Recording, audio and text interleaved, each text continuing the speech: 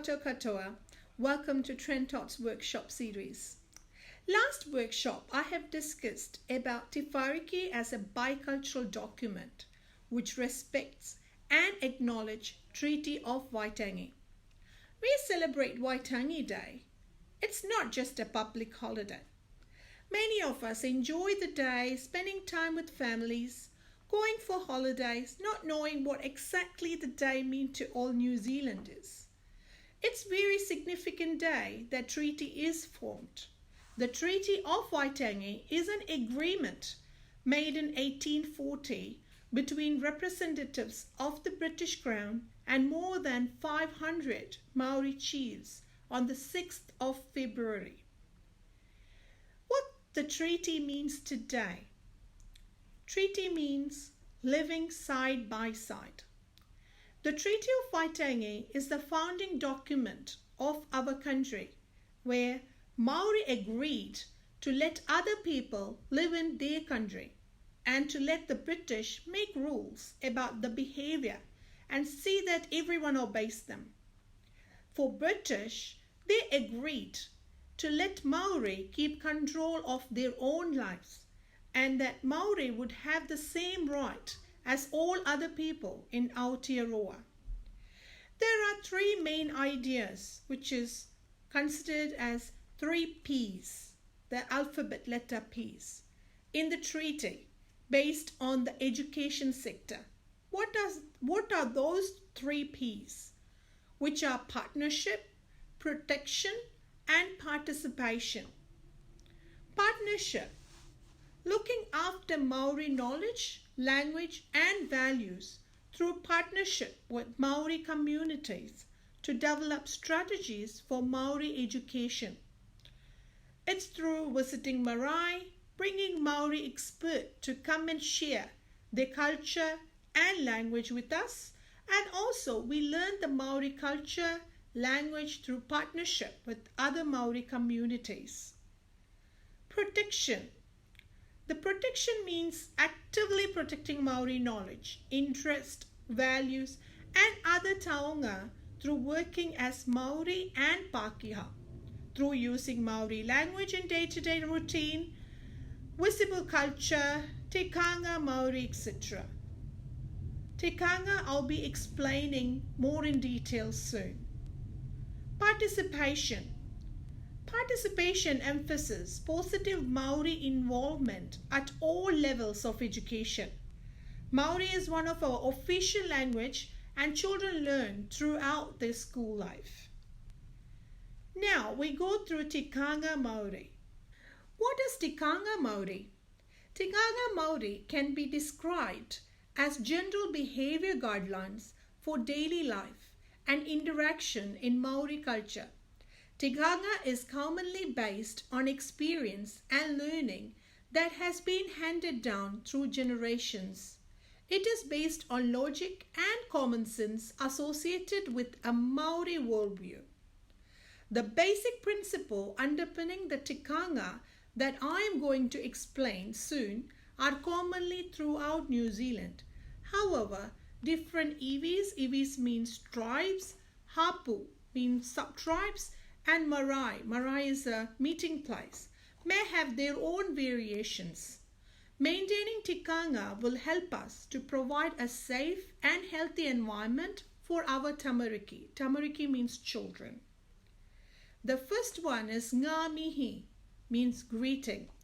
In Maori culture, greeting others is very important.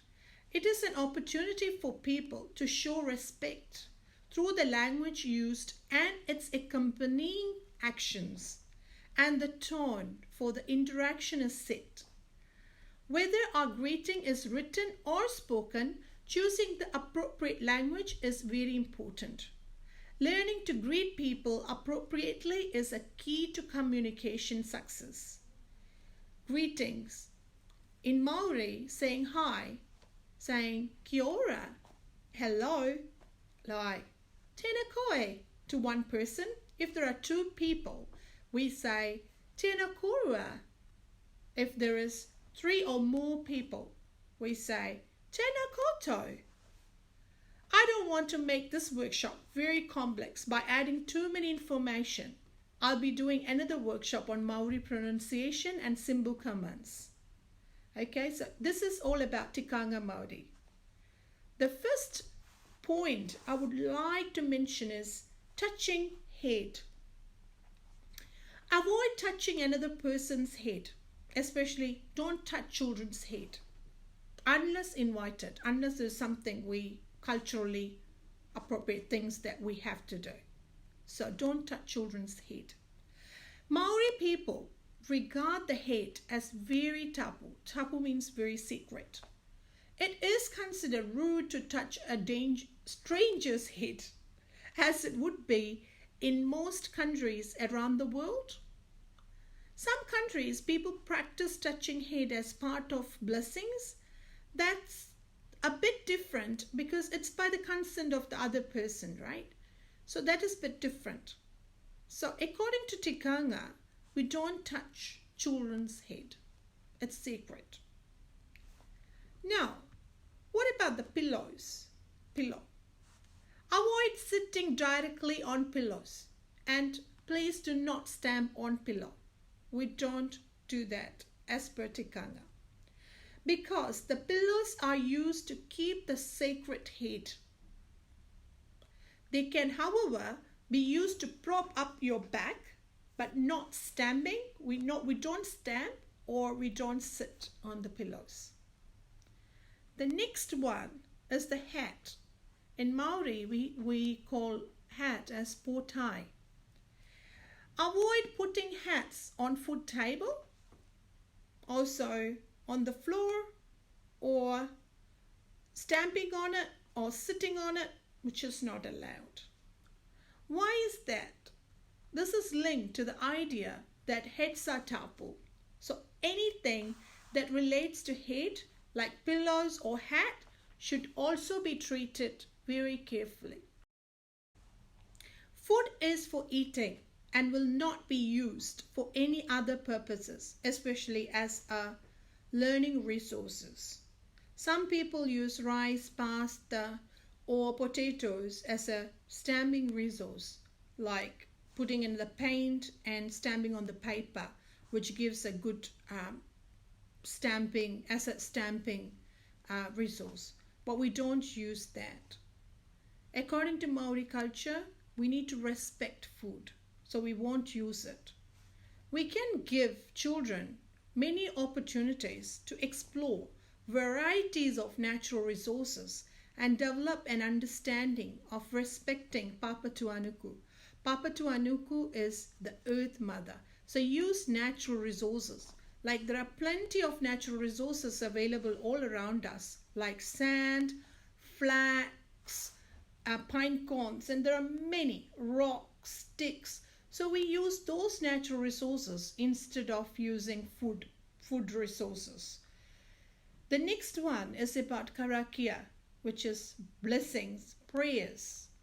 For many Maori, karakia is essential in protecting and maintaining the spiritual, mental, emotional, and physical health. Every ceremony starts with karakia, particularly in early childhood. We do karakia before we start any special meetings and also do every day before our kai. Kai time means food time. So before we have food, we do karakia to get blessing from the God. Tables and bags. Avoid sitting on table. Okay, so which is very important that many of us do that. Sitting on the table. No. Avoid sitting on the table, particularly tables with food on them or those likely to have food on them at any point. But it's better not to sit on the table at all because children are watching you and they will copy the same. Okay, so avoid putting bags on tables. Instead, place them on the floor or a chair. Why are we doing that? Putting your bottom or carry bags on the table is perceived to be unhygienic. Not sitting on table is also linked to Maori belief about the tapu that nature of bodily wastes and need to keep them separate from food. The next one is about speaking. Avoid entering and crossing a room while someone in authority is addressing an audience. That's if I'm standing here and talking to you and somebody else can't actually cross us because they need to wait until we finish. Because in Maori society, they believe in hierarchy. So under hierarchical perspective, it's very rude to cross in front of a more senior person. It's not really good. So we need to practice that with the children as well. Sleeping, moe in Maori. Wherever possible, children are to sleep with their bodies lying in the same direction or head to head. Children are not to sleep head to feet. Means if you have a child, two children, they're sleeping. So one child's head is here, so the other child's head should be here. Okay? It shouldn't be like this child's head is here, the other child's feet is here, which is not allowed. Okay? So head to head, not head to feet. Okay? And also, no one will walk over a person's body. So if a child is sleeping here, you're not allowed to walk over, or anyone allowed to walk over that child's body. Stepping.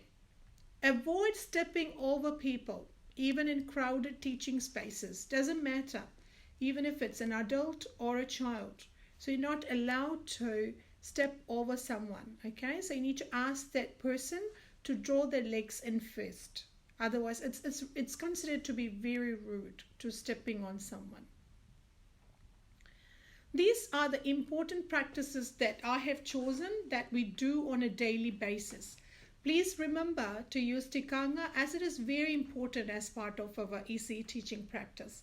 If we practice these Tikangas, it will be very easier to remember what we are supposed to be doing and what we are not supposed to be doing. I'll be coming with another workshop soon to help you all with Maori commands and pronunciation. Till then, please take care of yourself and your family. Ka kite anō. Bye-bye.